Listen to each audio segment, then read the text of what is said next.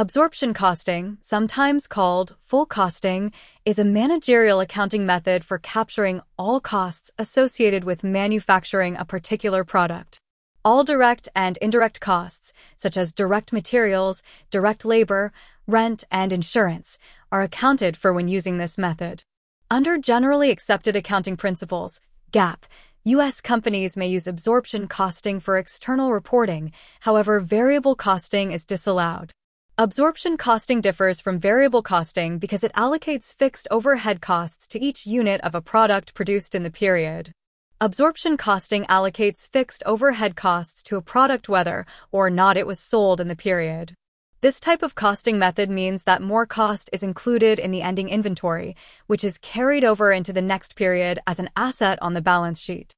Because more expenses are included in ending inventory, expenses on the income statement are lower when using absorption costing.